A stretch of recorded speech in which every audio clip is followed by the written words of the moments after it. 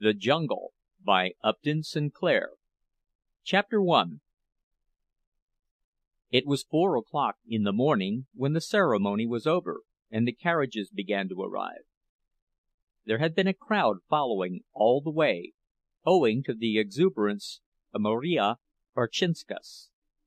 The occasion rested heavily upon Marija's broad shoulders. It was her task to see that all things went in due form, and after the best home traditions, and flying wildly hither and thither, bowling everyone out of the way, and scolding and exhorting all day with her tremendous voice, Marija was too eager to see that others conformed to the proprieties to consider them herself. She had left the church last of all, and desiring to arrive first at the hall, had issued orders to the coachman to drive faster. When that personage had developed a will of his own in the matter, Marija had flung up the window of the carriage, and leaning out proceeded to tell him her opinion of him, first in Lithuanian, which he did not understand, and then in Polish, which he did. Having the advantage of her in altitude, the driver had stood his ground, and even ventured to attempt to speak, and the result had been a furious altercation, which, continuing all the way down Ashland Avenue, had added a new swarm of urchins to the cortege at each side street for half a mile. This was unfortunate, for already there was a throng before the door. The music had started up, and half a block away you could hear the dull "broom, broom" of a cello, with the squeaking of two fiddles which vied with each other in intricate and altitudinous gymnastics. Seeing the throng, Marija abandoned precipitately the debate concerning the ancestors of her coachman, and springing from the moving carriage, plunged in and proceeded to clear a way to the hall. Once within, she turned and began to push the other way, roaring meantime, "Eik! Eik! Ustarik! Dures!" in tones which made the orchestral uproar sound like fairy music. "Ze Graichones, Pasilimps minimums, Darzas, Vinas, Schnapses," wines and liquors, Union headquarters. That was the way the signs ran. The reader, who perhaps has never held much converse in the language of far-off Lithuania, will be glad of the explanation that the place was the rear room of a saloon in that part of Chicago known as the Back of the Yards.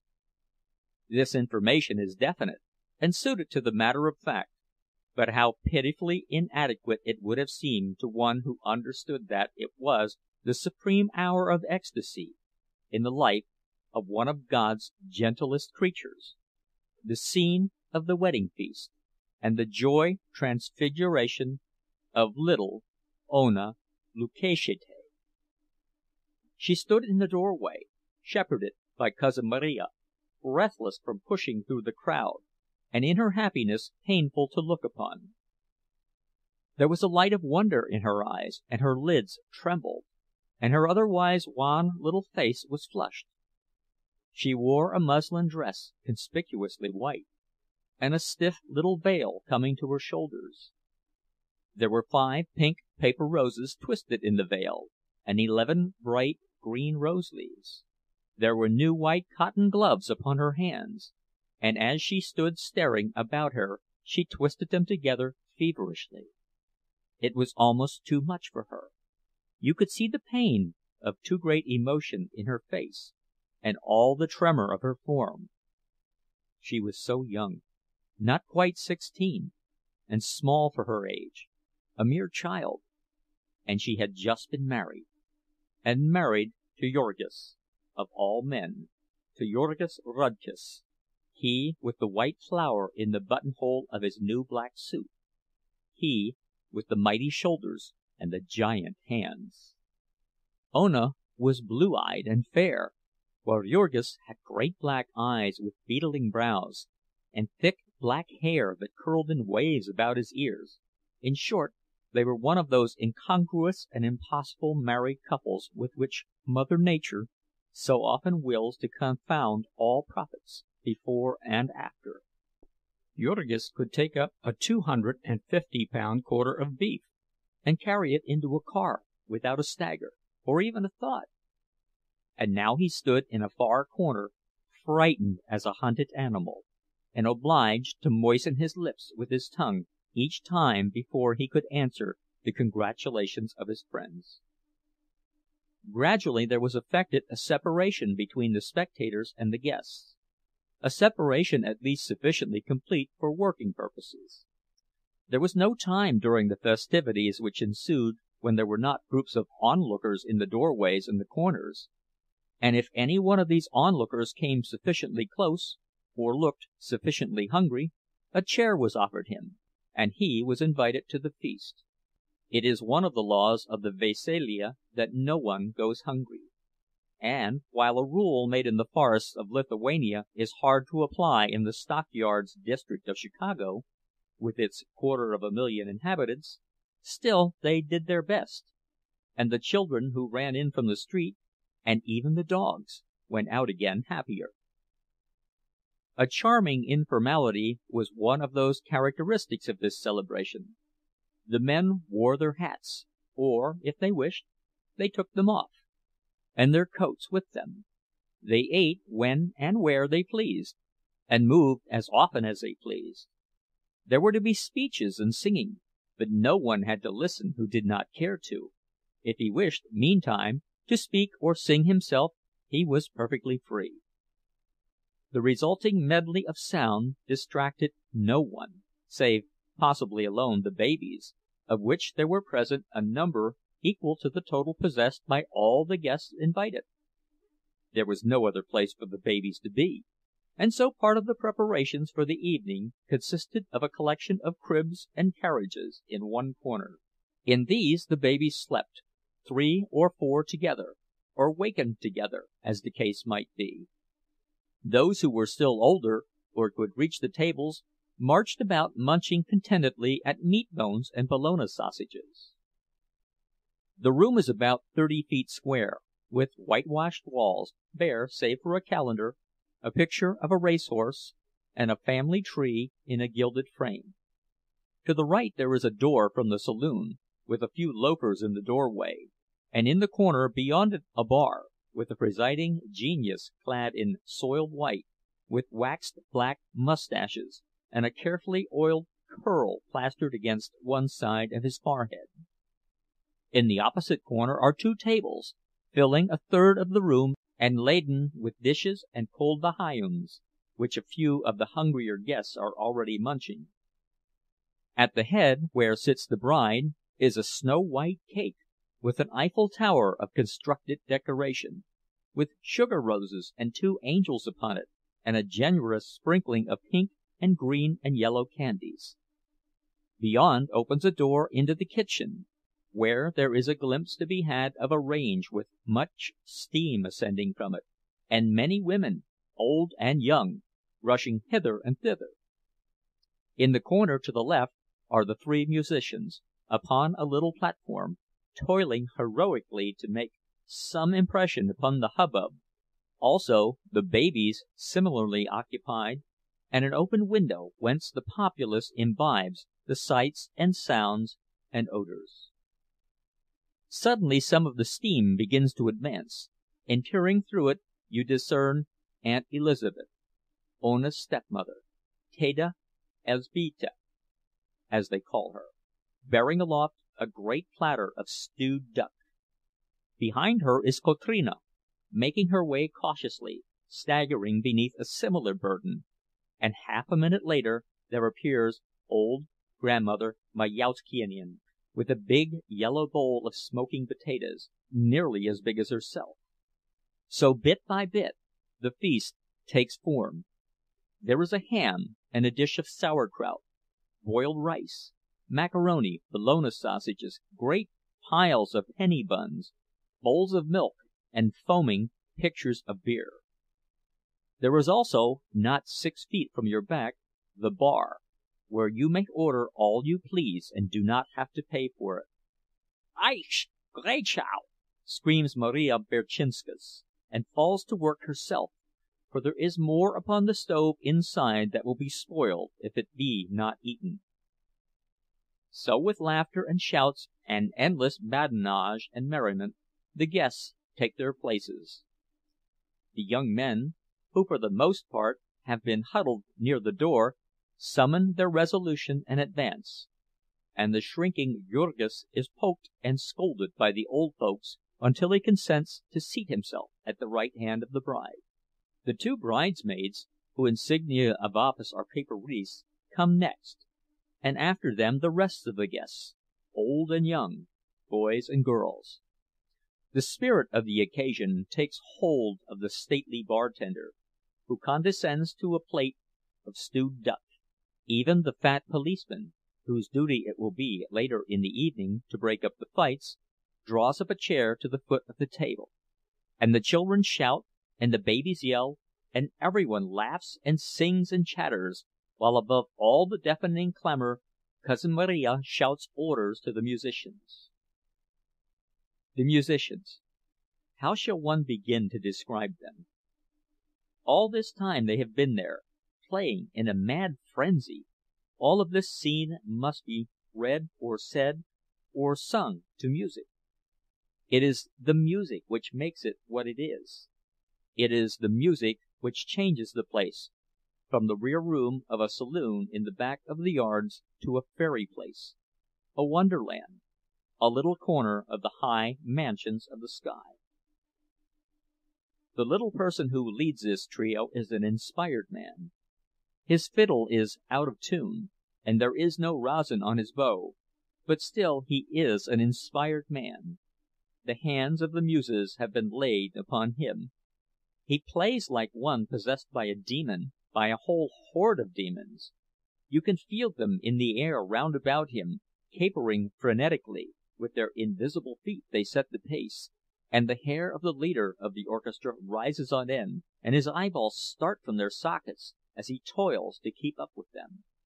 Tamoszius Kuszleika is his name, and he has taught himself to play the violin by practicing all night, after working all day on the killing beds.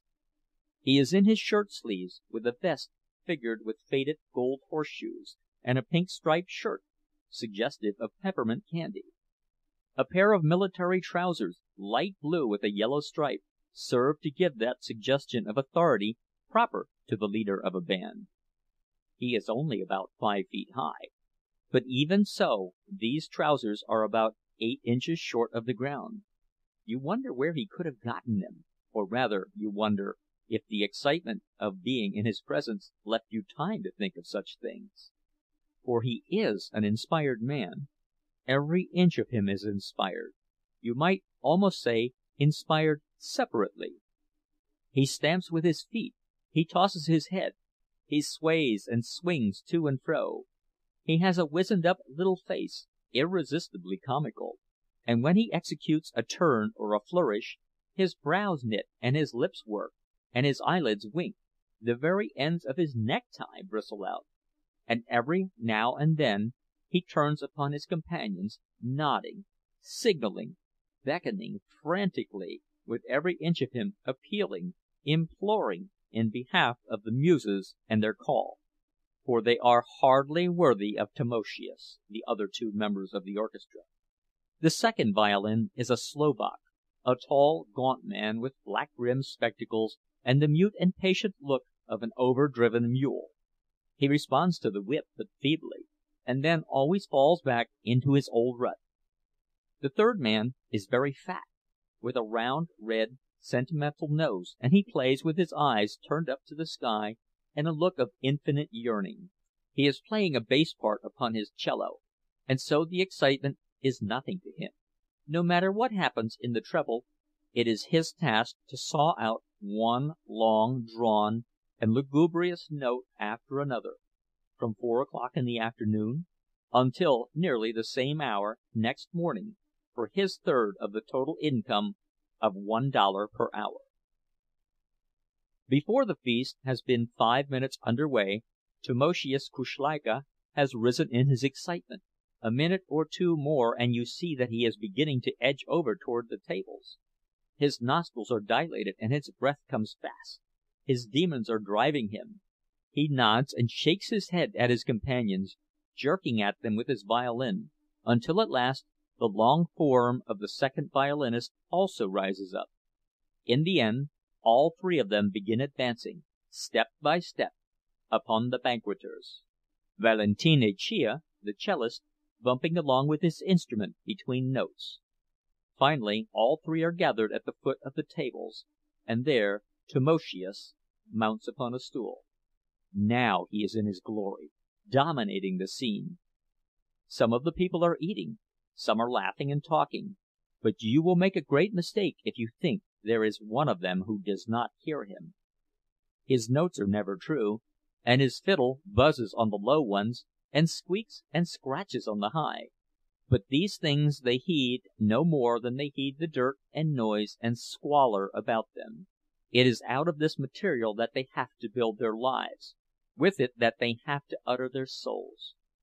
And this is their utterance, merry and boisterous, or mournful and wailing, or passionate and rebellious. This music is their music, music of home. It stretches out its arms to them, and they have only to give themselves up. Chicago and its saloons and its slums fade away. There are green meadows and sunlit rivers, mighty forests and snow-clad hills. They behold home landscapes and childhood scenes returning. Old loves and friendships begin to waken, old joys and griefs to laugh and weep. Some fall back and close their eyes, some beat upon the table. Now and then one leaps up with a cry, and calls for this song or that, and then the fire leaps brighter in Tamoszius' eyes, and he flings up his fiddle, and shouts to his companions, and away they go in mad career. The company takes up the choruses, and men and women cry out like all possessed. Some leap to their feet and stamp upon the floor, lifting their glasses and pledging each other. Before long it occurs to someone to demand an old wedding song, which celebrates the beauty of the bride and the joys of love. In the excitement of this masterpiece Tamoszius Kuszleika begins to edge in between the tables, making his way toward the head, where sits the bride. There is not a foot of space between the chairs of the guests, and Tamoszius is so short that he pokes them with his bow whenever he reaches over for the low notes, but still he presses in, and insists relentlessly that his companions must follow. During their progress, needless to say, the sounds of the cello are pretty well extinguished, but at last the three are at the head, and Tamoszius takes his station at the right hand of the bride, and begins to pour out his soul in melting strains. Little Ona is too excited to eat. Once in a while she tastes a little something, when Cousin Marija pinches her elbow and reminds her, but for the most part she sits gazing with the same fearful eyes of wonder. Teta Elzbieta is all in a flutter, like a hummingbird. Her sisters, too, keep running up behind her, whispering, breathless. But Ona seems scarcely to hear them. The music keeps calling, and the far-off look comes back, and she sits with her hands pressed together over her heart. Then the tears begin to come into her eyes, and as she is ashamed to wipe them away, and ashamed to let them run down her cheeks, she turns and shakes her head a little, and then flushes red when she sees that Jurgis is watching her. When in the end Tamoszius Kuszleika has reached her side and is waving his magic wand above her, Ona's cheeks are scarlet, and she looks as if she would have to get up and run away. In this crisis, however, she is saved by Marija Berczynskas, whom the Muses suddenly visit. Marija is fond of a song of lovers' parting. She wishes to hear it, and as the musicians do not know it, she has risen and is proceeding to teach them. Marija is short, but powerful in build. She worked in a canning factory, and all day long she handles cans of beef that weigh 14 pounds. She has a broad Slavic face with prominent red cheeks. When she opens her mouth it is tragical, but you cannot help thinking of a horse. She wears a blue flannel shirtwaist, which is now rolled up to the sleeves, disclosing her brawny arms. She has a carving fork in her hand, with which she pounds on the table to mark the time. As she roars her song, in the voice of which it is enough to say that it leaves no portion of the room vacant, the three musicians follow her, laboriously and note by note, but averaging one note behind. Thus they toil through stanza after stanza of a lovesick swan's lamentation. Sudjev kivet keli tu brown gaises, Sudjev irleme man bednam, Matal pichaikri tep uk chausis, Jogwerk an sveto rek venam. When the song is over, it is time for the speech, and old Dede Antanas rises to his feet. Grandfather Antony, Jurgis' father, is not more than 60 years of age, but you would think that he was 80. He has been only 6 months in America, and the change has not done him good. In his manhood he worked in a cotton mill, but then a coughing fell upon him and he had to leave. Out in the country the trouble disappeared, but he had been working in the pickle rooms at Durham's, and the breathing of the cold, damp air all day has brought it back. Now as he rises he is seized with a coughing fit, and holds himself by his chair and turns away his wan and battered face until it passes. Generally it is the custom for the speech at a veselija to be taken out of one of the books and learned by heart. But in his youthful days Dede Antanas used to be a scholar, and really makes up all the love letters of his friends. Now it is understood that he has composed an original speech of congratulations and benediction, and this is one of the events of the day. Even the boys, who are romping about the room, draw near and listen, and some of the women sob and wipe their aprons in their eyes. It is very solemn, for Antanas Rudkus has become possessed of the idea that he has not much longer to stay with his children. His speech leaves them all so tearful that one of the guests, Jokubas Shedvilas, who keeps a delicatessen store on Halsted Street and is fat and hearty, is moved to rise and say that things may not be as bad as that, and then to go on and make a little speech of his own, in which he showers congratulations and prophecies of happiness upon the bride and groom, proceeding to particulars which greatly delight the young men, but which cause Ona to blush more furiously than ever. Jokubas possesses what his wife complacently describes as poetischkan vedintuve, a poetical imagination. Now a good many of the guests have finished. Since there is no pretense of ceremony, the banquet begins to break up. Some of the men gather about the bar. Some wander about, laughing and singing. Here and there will be a little group, chanting merrily and in sublime indifference to the others, and to the orchestra as well. Everybody is more or less restless. One would guess that something is on their minds. And so it proves. The last tardy diners are scarcely given time to finish before the tables and the debris are shoved into the corner, and the chairs and the babies piled out of the way, and the real celebration of the evening begins. Then Tamoszius Kuszleika, after replenishing himself with a pot of beer, returns to his platform, and standing up, reviews the scene. He taps authoritatively upon the side of his violin, then tucks it carefully under his chin, then waves his bow in an elaborate flourish, and finally smites the sounding strings and closes his eyes, and floats away in spirit upon the wings of a dreamy waltz. His companion follows, but with his eyes open, watching where he treads, so to speak. And finally Valentinavycza, after waiting for a little and beating with his foot to get the time, casts up his eyes to the ceiling and begins to saw. Room, room, room. The company pairs off quickly, and the whole room is soon in motion. Apparently nobody knows how to waltz, but that is nothing. of any consequence. There is music, and they dance, each as he pleases, just as before they sang. Most of them prefer the two-step, especially the young, with whom it is the fashion. The older people have dances from home, strange and complicated steps, which they execute with grave solemnity. Some do not dance anything at all, but simply hold each other's hands and allow the undisciplined joy of motion to express itself with their feet. Among these are Jokubas Szedvilas and his wife Lucija, who together keep the delicatessen store, and consume nearly as much as they sell.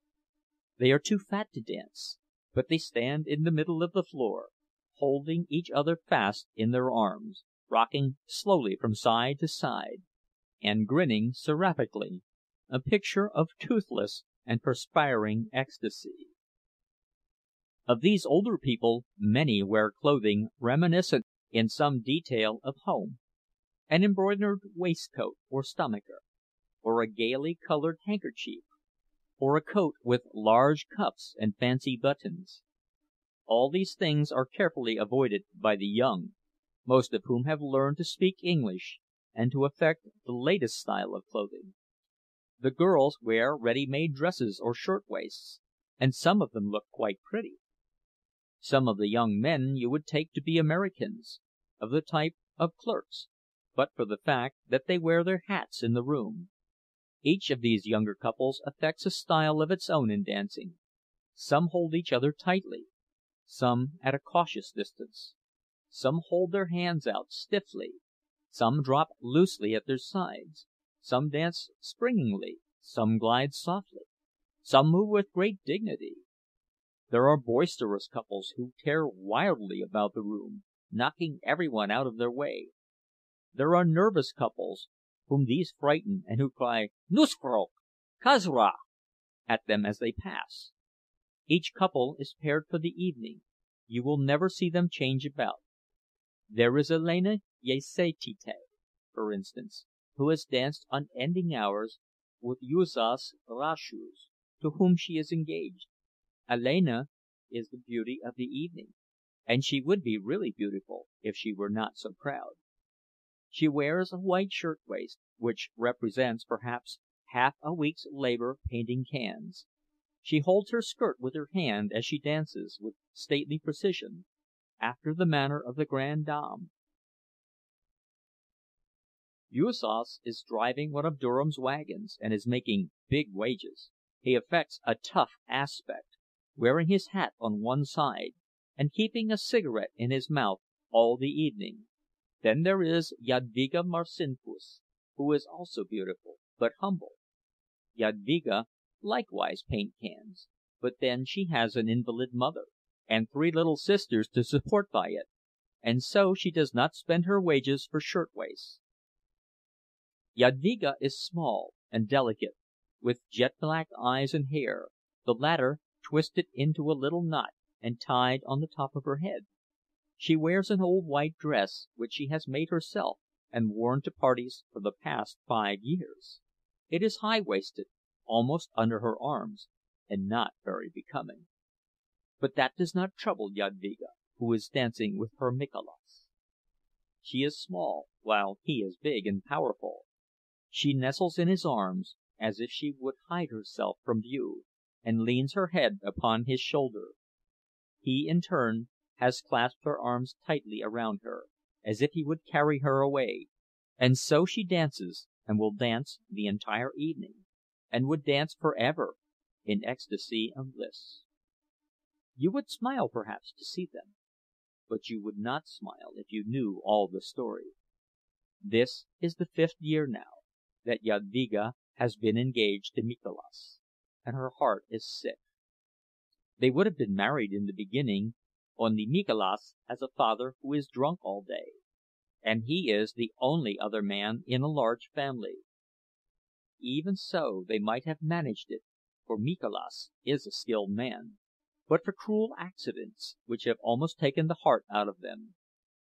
He is a beef-boner, and that is a dangerous trade, especially when you are on piecework and trying to earn a bride.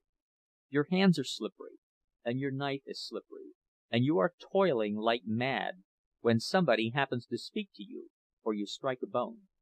Then your hand slips up on the blade, and there is a fearful gash. And that would not be so bad, only for the deadly contagion. The cut may heal, but you can never tell. Twice now, within the last 3 years, Nicholas has been lying at home with blood poisoning, once for 3 months, and once for nearly 7.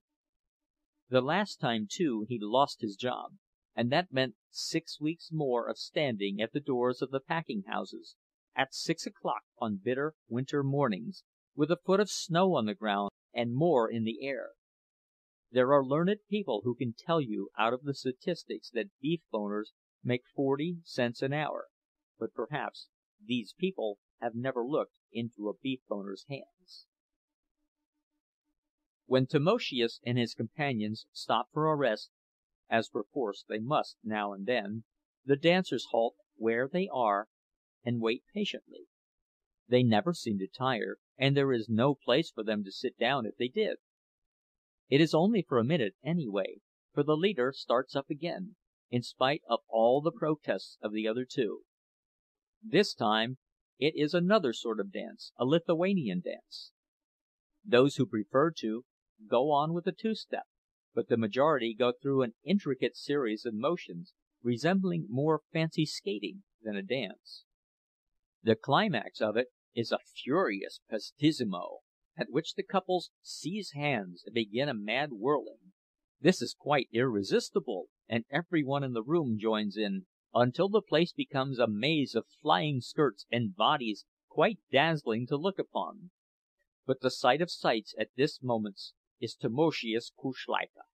The old fiddle squeaks and shrieks in protest, but Tamoszius has no mercy. The sweat starts out on his forehead, and he bends over like a cyclist on the last lap of a race. His body shakes and throbs like a runaway steam engine, and the ear cannot follow the flying showers of notes. There is a pale blue mist where you look to see his bowing arm. With a wonderful rush he comes to the end of the tune, and flings up his hands and staggers back exhausted, and with a final shout of delight the dancers fly apart, reeling here and there, bringing up against the walls of the room. After this there is beer for everyone, the musicians included, and the revelers take a long breath and prepare for the great event of the evening, which is the Atchavimas. The Atchavimas is a ceremony which, once begun, will continue for 3 or 4 hours, and it involves one uninterrupted dance. The guests form a great ring, locking hands, and when the music starts up, begin to move around in a circle. In the center stands the bride, and one by one the men step into the enclosure and dance with her. Each dances for several minutes, as long as he pleases.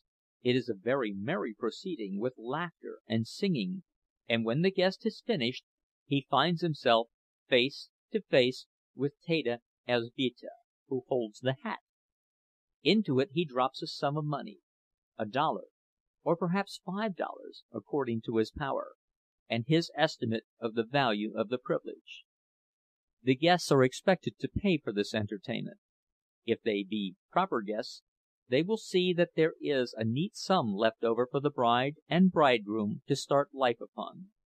Most fearful they are to contemplate the expenses of this entertainment. They will certainly be over $200, and maybe $300. And $300 is more than the year's income of many a person in this room.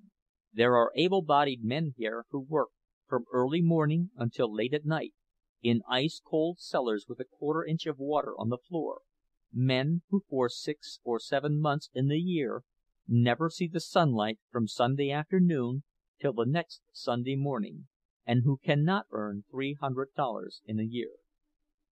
There are little children here, scarce in their teens, who can hardly see the top of the workbenches, whose parents have lied to get them their places, and who do not make the half of $300 a year, and perhaps not even the third of it. And then to spend such a sum, all in a single day of your life, at a wedding feast. For obviously it is the same thing whether you spend it at once for your own wedding, or in a long time at the weddings of all your friends. It is very imprudent, it is tragic, but it is so beautiful. Bit by bit, these poor people have given up everything else, but to this they cling with all the power of their souls. They cannot give up the Veselija. To do that would mean not merely to be defeated, but to acknowledge defeat. And the difference between these two things is what keeps the world going. The Veselija has come down to them from a far-off time, and the meaning of it was that one might dwell within the cave and gaze upon shadows, provided only that once in his lifetime he could break his chains and feel his wings and behold the sun, provided that once in his lifetime he might testify to the fact that life, with all its cares and its terrors, is no such great thing after all, but merely a bubble upon the surface of a river, a thing that one may toss and play with as a juggler tosses his golden balls, a thing that one may quaff like a goblet of rare red wine. Thus, having known himself for the master of things, a man could go back to his toil and live upon the memory all his days. Endlessly the dancers swung round and round. When they were dizzy, they swung the other way. Hour after hour this had continued. The darkness had fallen, and the room was dim from the light of two smoky oil lamps. The musicians had spent all their fine frenzy by now, and played only one tune, wearily, ploddingly. There were 20 bars or so of it, and when they came to the end, they began again. Once every 10 minutes or so they would fail to begin again, but instead would sink back exhausted, a circumstance which invariably brought on a painful and terrifying scene that made the fat policeman stir uneasily in his sleeping place behind the door. It was all Marija Berczynskas. Marija was one of those hungry souls who clung with desperation to the skirts of the retreating muse. All day long she had been in a state of wonderful exaltation, and now it was leaving, and she would not let it go. Her soul cried out in the words of Faust, "Stay, thou art fair!"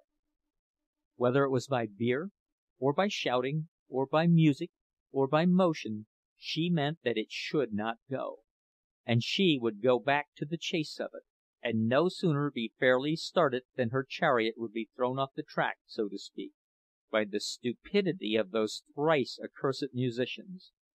Each time Marija would emit a howl and fly at them, shaking her fists in their faces, stamping upon the floor, purple and incoherent with rage. In vain the frightened Tamoszius would attempt to speak, to plead the limitations of the flesh. In vain would the puffing and breathless Ponas Jokubas insist, in vain would Teta Elzbieta implore. "Szalin!" Marija would scream. "Paluk ish Helio! What are you paid for, children of hell?" And so, in sheer terror, the orchestra would strike up again, and Marija would return to her place and take up her task. She bore all the burden of the festivities now. Ona was kept up by her excitement, but all of the women and most of the men were tired. The soul of Marija was alone unconquered. She drove on the dancers. What had once been the ring had now the shape of a pear, with Marija at the stem, pulling one way and pushing the other, shouting, stamping, singing, a very volcano of energy. Now and then some coming in or out would leave the door open, and the night air was chill. Marija, as she passed, would stretch out her foot and kick the doorknob, and slam would go the door. Once this procedure was the cause of a calamity, of which Sebastijonas Szedvilas was the hapless victim. Little Sebastijonas, aged 3, had been wandering about, oblivious to all things, holding turned up over his mouth a bottle of liquid known as pop, pink-colored, ice-cold, and delicious. passing through the doorway, the door smote him full, and the shriek which followed brought the dancing to a halt. Marija, who threatened horrid murder 100 times a day, and would weep over the injury of a fly, seized little Sebastijonas in her arms and bid fair to smother him with kisses. There was a long rest for the orchestra and plenty of refreshments, while Marija was making her peace with her victim, seating him upon the bar and standing beside him, and holding to his lips a foaming schooner of beer. In the meantime, there was going on in another corner of the room an anxious conference between Teta Elzbieta and Dede Antanas, and a few of the more intimate friends of the family. A trouble was come upon them. The Veselija is a compact not expressed, but therefore only the more binding upon all. Everyone's share was different, and yet everyone knew perfectly well what his share was, and strove to give a little more. Now, however, since they had come to the new country, all this was changing. It seemed as if there must be some subtle poison in the air that one breathed here. It was affecting all the young men at once. They would come in crowds and fill themselves with a fine dinner, and then sneak off. One would throw another's hat out of the window, and both would go out to get it, and neither could be seen again. Or now and then half a dozen of them would get together and march out openly, staring at you, and making fun of you to your face. Still others, worse yet, would crowd about the bar, and at the expense of the host drink themselves sodden, paying not the least attention to anyone, and leaving it to be thought that either they had danced with the bride already, or meant to later on. All these things were going on now, and the family was helpless with dismay. So long they had toiled, and such an outlay they had made. Ona stood by, her eyes wide with terror. Those frightful bills, how they had haunted her, each item gnawing at her soul all day and spoiling her rest at night. How often she had named them over one by one, and figured on them as she went to work. $15 for the hall, $22.25 for the ducks, $12 for the musicians, $5 at the church, and a blessing of the Virgin besides, and so on without an end. Worst of all was the frightful bill that was still to come from Graichunas for the beer and liquor that might be consumed. One could never get in advance more than a guess as to this from a saloon-keeper, and then, when the time came, he always came to you scratching his head and saying that he had guessed too low, but that he had done his best. Your guests had gotten so very drunk. By him you were sure to be cheated unmercifully, and that even though you thought yourself the dearest of the hundreds of friends he had. He would begin to serve your guests out of a keg that was half full, and finish with one that was half empty, and then you would be charged for 2 kegs of beer.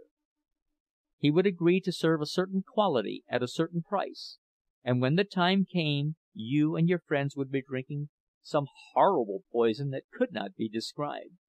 You might complain, but you would get nothing for your pains but a ruined evening. While, as for going to the law about it, you might as well go to heaven at once. The saloon-keeper stood in with all the big politics men in the district, and when you had once found out what it meant to get into trouble with such people, you would know enough to pay what you were told to pay, and shut up. What made all this the more painful was that it was so hard on the few that had really done their best. There was poor old Ponas Jokubas, for instance. He had already given $5, and did not everyone know that Jokubas Szedvilas had just mortgaged his delicatessen store for $200 to meet several months' overdue rent? And then there was withered old Poni Aniele, who was a widow, and had 3 children, and the rheumatism besides, and did washing for the tradespeople on Halsted Street at prices it would break your heart to hear named. Aniele had given the entire profit of her chickens for several months. 8 of them she owned, and she kept them in a little place fenced around on her back stairs. All day long the children of Aniele were raking in the dump for food for these chickens, and sometimes, when the competition there was too fierce, you might see them on Halsted Street, walking close to the gutters, and with their mother following to see that no one robbed them of their finds.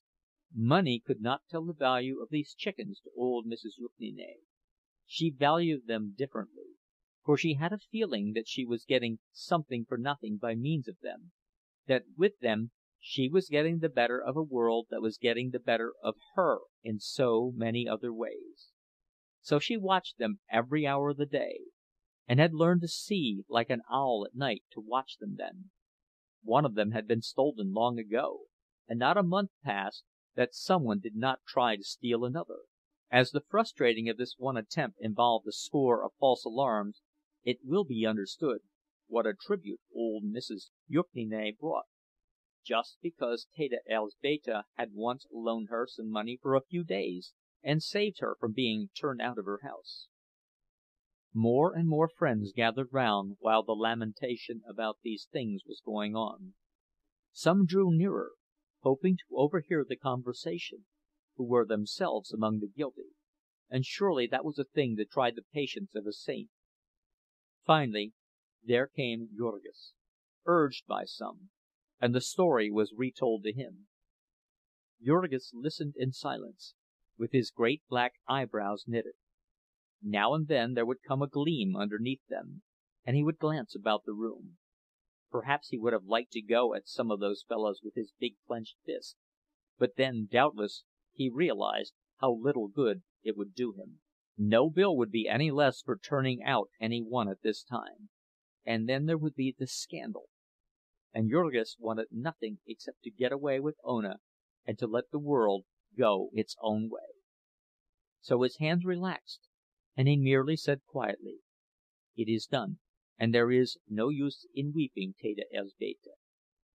Then his look turned toward Ona, who stood close to his side, and he saw the wide look of terror in her eyes. "Little one," he said in a low voice, "do not worry. It will not matter to us. We will pay them all somehow. I will work harder." That was always what Jurgis said. One had grown used to it as the solution of all difficulties. "I will work harder." He had said that in Lithuania, when one official had taken his passport from him, and another had arrested him for being without it, and the two had divided a third of his belongings. He had said it again in New York, when the smooth-spoken agent had taken them in hand and made them pay such high prices, and almost prevented their leaving his place, in spite of their paying. Now he said it a third time, and Ona drew a deep breath. It was so wonderful to have a husband, just like a grown woman, and a husband who could solve all problems, and who was so big and strong. The last sob of little Sebastijonas had been stifled, and the orchestra had once more been reminded of its duty. The ceremony begins again, but there are few now left to dance with, and so very soon the collection is over, and promiscuous dances once more begin. It is now after midnight, however, and things are not as they were before. The dancers are dull and heavy. Most of them have been drinking hard, and have long ago passed the stage of exhilaration. They dance in monotonous measure, round after round, hour after hour, with eyes fixed upon vacancy, as if they were only half conscious, in a constantly growing stupor. The men grasp the women very tightly, but there will be half an hour together when neither will see the other's faces. Some couples do not care to dance, and have retired to the corners, where they sit with their arms enlaced. Others, who have been drinking still more, wander about the room, bumping into everything. Some are in groups of 2 or 3, singing, each group its own song. As time goes on there is a variety of drunkenness, among the younger men especially. Some stagger about in each other's arms, whispering maudlin words. Others start quarrels upon the slightest pretext, and come to blows and have to be pulled apart. Now the fat policeman wakens definitely, and feels of his club to see that it is ready for business. He has to be prompt, for these 2 o'clock in the morning fights, if they once get out of hand, are like a forest fire, and may mean the whole reserves at the station. The thing to do is to crack every fighting head that you see, before there are so many fighting heads that you cannot crack any of them. There is but scant account kept of cracked heads in the back of the yards, for men who have to crack the heads of animals all day seem to get into the habit, and to practice on their friends and even on their families between times. This makes it a cause for congratulation that by modern methods a very few men can do the painfully necessary work of head cracking for the whole of the cultured world. There is no fight that night, perhaps because Jurgis, too, is watchful, even more so than the policeman. Jurgis has drunk a great deal, as any one naturally would on an occasion when it all has to be paid for, whether it is drunk or not. But he is a very steady man, and does not easily lose his temper. Only once there is a tight shave, and that is the fault of Marija Berczynskas. Marija has apparently concluded about 2 hours ago that if the altar in the corner, with the deity in soiled white, be not the true home of the Muses, it is, at any rate, the nearest substitute on earth attainable, and Marija is just fighting drunk when there come to her ears the facts about the villains who have not paid that night. Marija goes on the warpath straight off, without even the preliminary of a good cursing, and when she is pulled off, it is with the coat collars of 2 villains in her hands. Fortunately, the policeman is disposed to be reasonable, and so it is not Marija who is flung out of the place. All this interrupts the music for not more than a minute or two. Then again the merciless tune begins, the tune that has been played for the last half hour without one single change. It is an American tune this time, one which they have picked up on the streets. All seem to know the words of it, or at any rate the first line of it, which they hum to themselves, over and over again without rest. In the good old summertime, in the good old summertime, in the good old summertime, in the good old summertime. There seems to be something hypnotic about this, with its endlessly recurring dominant. It has put a stupor upon every one who hears it, as well as upon the men who are playing it. No one can get away from it, or even think of getting away from it. It is 3 o'clock in the morning, and they have danced out all their joy, and danced out all their strength, and all the strength that unlimited drink can give them, and still there is no one among them who has the power to think of stopping. Promptly at 7 o'clock this same Monday morning, they will, every one of them, have to be in their places at Durham's or Brown's or Jones's, each in his working clothes. If one of them be a minute late, he will be docked an hour's pay, and if he be many minutes late, he will be apt to find his brass check turned to the wall, which will send him out to join the hungry mob that waits every morning at the gates of the packing houses, from 6 o'clock until nearly 8:30. There is no exception to this rule, not even little Ona, who has asked for a holiday the day after her wedding day, a holiday without pay, and been refused. While there are so many who are anxious to work as you wish, there is no occasion for incommoding yourself with those who must work otherwise. Little Ona is nearly ready to faint, and half in a stupor herself, because of the heavy scent in the room. She has not taken a drop, but everyone else there is literally burning alcohol, as the lamps are burning oil. Some of the men who are sound asleep in their chairs or on the floor are reeking of it so that you cannot go near them. Now and then Jurgis gazes at her hungrily. He has long since forgotten his shyness, But then the crowd is there, and he still waits, and watches the door, where a carriage is supposed to come. It does not, and finally he will wait no longer, but comes up to Ona, who turns white and trembles. He puts her shawl about her, and then his own coat. They live only 2 blocks away, and Jurgis does not care about the carriage. There is almost no farewell. The dancers do not notice them, and all of the children and many of the old folks have fallen asleep of sheer exhaustion. Dede Atanas is asleep, and so are the Szedvilases, husband and wife, the former snoring in octaves. There is Teta Elzbieta and Marija sobbing loudly, and then there is only the silent night, with the stars beginning to pale a little in the east. Jurgis, without a word, lifts Ona in his arms and strides out with her, and she sinks her head upon his shoulder with a moan. When he reaches home, he is not sure whether she has fainted or is asleep, and when he has to hold her with one hand while he unlocks the door, he sees that she has opened her eyes. "You shall not go to Brown's today, little one," he whispers as he climbs the stairs, and she catches his arm in terror, gasping, "No, no, I dare not! It will ruin us." But he answers her again, "Leave it to me.